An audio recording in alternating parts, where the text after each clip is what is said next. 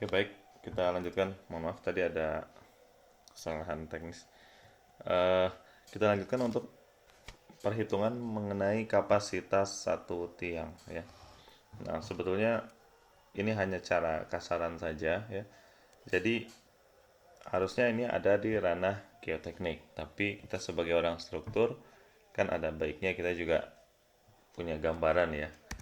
Berapa jumlah tiang yang harus kita gunakan gitu. Nah, gimana caranya? Nah, bisa menggunakan cara seperti ini. Biasanya kalau kita mau menggunakan data sondir ya perhitungannya juga mirip kalau kita menggunakan data SPT. Hanya kan data sondir kan sebetulnya kurang valid ya kalau kita mau gunakan sebagai dasar untuk menentukan eh, kapasitas tiang gitu. Kapasitas daya dukung tanah. Tapi di sini kan bisa digunakan sebagai untuk memvalidasi ya data SPT. Nah, prinsip sederhananya gini. Rumus dasarnya kalau kita mau menggunakan data perhitungan daya dukung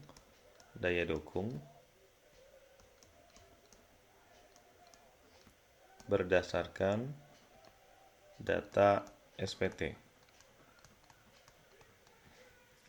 ya. Nah, rumusnya adalah PA QC kali AP faktor keamanan 1 ditambah sigma LIFI kalikan luas selimut ya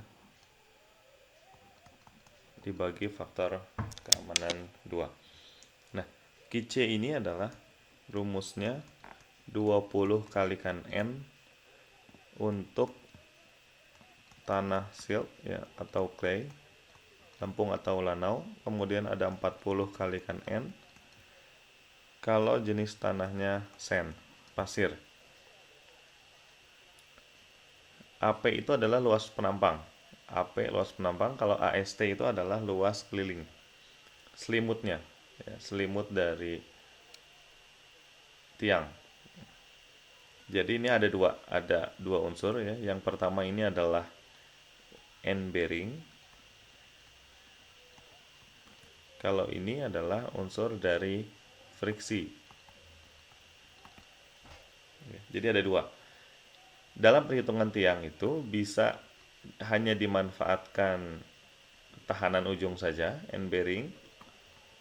Berarti tiang itu menumpu di atas tanah keras. Tapi bisa juga ada tambahan lain ya, tambahan kapasitas dari friksi. Jadi ini kan memberikan tahanan ya. Ada tahanan dari sekeliling tiangnya itu. Nah, ini adalah friksi.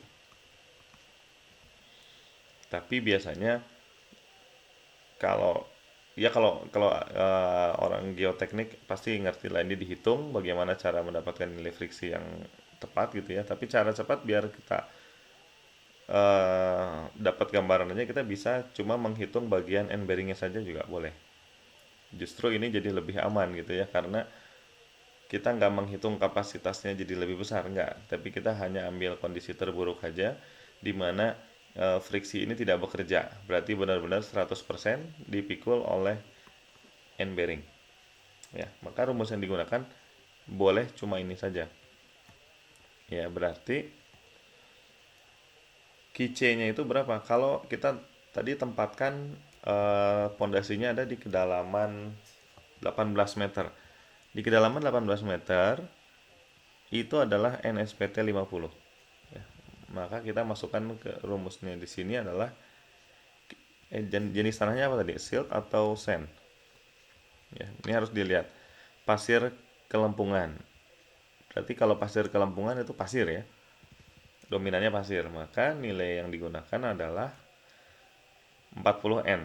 Jadi QC-nya 40 kalikan N-nya tadi 50 ya.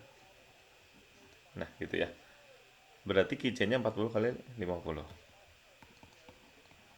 200. Kalau luas penampangnya satuannya apa? Satuan kalau kita mau asumsikan dengan diameter 0,8 meter. Maka luas penampangnya adalah 1/4 pi kali 0,8 kuadrat. Ya. Berapa nih?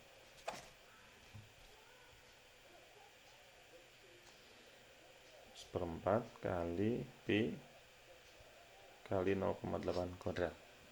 Maka luasnya adalah 0,5 meter persegi. Ya. Ya, betul. Nah, faktor keamanan 1, kalau untuk end bearing faktor keamanannya 3, kalau friksi faktor keamanannya adalah 5. Nah, di sini karena kita anggap friksinya tidak bekerja, maka yang digunakan hanya faktor keamanan 1. Berarti QC 200, AP-nya 0,5 meter pangkat 2, faktor keamanan satunya 3. Nah, di sini kita bisa langsung hitung berapa nilai P allowable-nya. P allowable-nya adalah 200. Ini satuannya ton ya. Ton per meter persegi ya. Jadi ini 200 ton per meter persegi kalikan luas penampangnya 0,5 meter persegi dibagi safety faktornya 3. 200 kali 0,5 100 dibagi 3 ya 33,3 ton. Nah, maka ini adalah kapasitas dari satu tiang 33 ton. Sekarang reaksi yang terjadinya berapa? 456 ton ya. 456,4 ton dibagi 33,3 ton. Berapa ketemunya? 456,4 dibagi 33,3. Sekitar 13,7. Atau kita bulatkan jadi 14 tiang. Nah, ini kalau cara kasar. Ya. Berarti nanti dalam satu titik kolom ketemu 14 tiang. Tapi kalau kalian bisa detailkan lagi dengan menggunakan rumus geotek yang lebih detail ya, di mana nilai friksinya ini terhitung, pasti nanti kapasitas ini akan lebih besar. Ya, kalau kapasitasnya meningkat kan nanti jumlah tiangnya akan mengecil gitu ya, nggak terlalu besar. Nah, jadi kapasitas daya dukung itu bisa dihitung berdasarkan data sondir, bisa dihitung berdasarkan data SPT, dan dihitung juga berdasarkan material. Kalau kita menggunakan tiang pancang, maka ini juga bisa jadi dikunci. Ya, mutunya ini kan kita bisa dapatkan di katalognya ya. Jadi nanti di katalognya itu ada kapasitas tekan. Kapasitas tekan dari tiang itu berapa gitu. Nanti ambil yang paling kecil, ambil yang paling kecil. Yang paling kecil ini sebagai kapasitas tiang tunggal.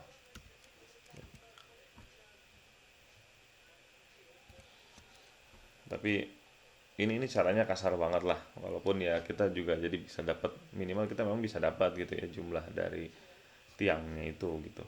Tapi di sini kan benar-benar hanya diambil akibat FZ saja ya, momen belum kita hitung juga tadi. Jadi ya, benar-benar beban aksial yang bekerja berapa, jumlah tiangnya berapa berdasarkan kapasitas satu tiang tunggal. Ya, ini bisa kalian kembangkan lah. Ini bisa kalian kembangkan untuk perhitungan daya dukung tanah. Mungkin ada cara yang lebih detail, cara lebih spesifik, di mana nanti kalian bisa mendapatkan nilai kapasitas tiang yang lebih baik gitu ya. Sehingga nanti berkaitan dengan jumlah pondasinya gitu. Kalau jumlah pondasinya tadi kita dapatkan 14 tiang, berarti nanti konfigurasinya seperti apa? Nah, itu harus dipikirkan juga. Kalau 14 tiang diameter 80 kan jadi gede banget gitu. Kalau misalkan memang kapasitasnya terlalu kecil ya berarti apa diameternya diperbesar. Kalau reaksinya diperkecil kan nggak mungkin. Kalau reaksi itu kan keluaran dari program ya. Gitu. Nanti cobalah tolong dicek saja kalian. Kemudian nanti soalnya saya perlu kalian harus merekapkan seperti ini. Ya. Jadi jumlah pondasi sama dengan reaksi dibagi dari dukung satu tiang. Gitu. Nah ini kan hasilnya kan kecil-kecil ya, satu dua satu dua. Coba nanti dicek lagi lah hitungan dari dukung satu tiangnya.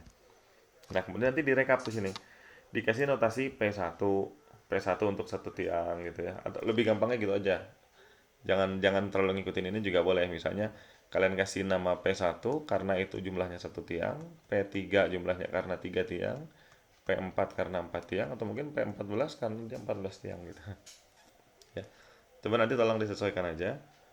Eh, Memang kelihatannya tadi terlalu banyak ya. Berarti mungkin ada yang harus dirubah. Apa friksi ini harus dihitung ya. Kalau friksi ini dihitung, pasti kapasitas tiangnya akan meningkat. Oke, kemudian kalau misalkan belum masuk juga diameternya ini diperbesar gitu. Seperti itulah. Jadi ada beberapa rekayasa yang bisa di otak-atik ya, supaya jumlah tiangnya menjadi optimal. Mungkin itu saja ya, cara sederhana, cara simpel yang bisa kita lakukan kalau kita mau menentukan jumlah tiang. Nah, jumlah tiang ini saya perlukan. Kenapa kita perlukan ini? Karena nanti kita akan menghitung detailing masalah ini. Ya.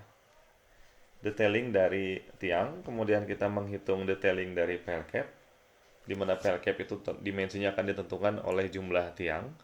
Kemudian kita nanti akan menentukan detailing untuk slope. Jadi ada detailing pile cap, detailing slope. Detailing pile cap kenapa harus dibuat? Karena pondasi itu didesain nanti dengan tulangan SRPMK, struktur atas juga didesain dengan tulangan SRPMK, tapi kalau penghubungnya itu jelek, penghubungnya adalah pile cap.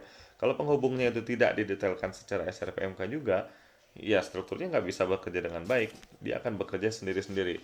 Atasnya bagus, bawahnya bagus, penghubungnya jelek ya sama saja. Ya. Nah, dalam perhitungan ini kita memerlukan jumlah tiang dan diameternya lah. Diameter tiang kita perlu gitu. Jadi mungkin bisa dilengkapi dulu masing-masing titiknya perlu berapa jumlah tiang dari model yang masing-masing kalian punya. Oke, baik, mungkin itu saja yang bisa saya sampaikan terkait dengan jumlah tiang ya, jumlah tiang pondasi. Asumsinya kita menggunakan bor ya. Asumsinya kita menggunakan bor pile karena kalau menggunakan spoon pile atau mini pile belum tentu nanti tulangannya itu memenuhi syarat karena kita harus menghitung juga tulangan dari tiang ya.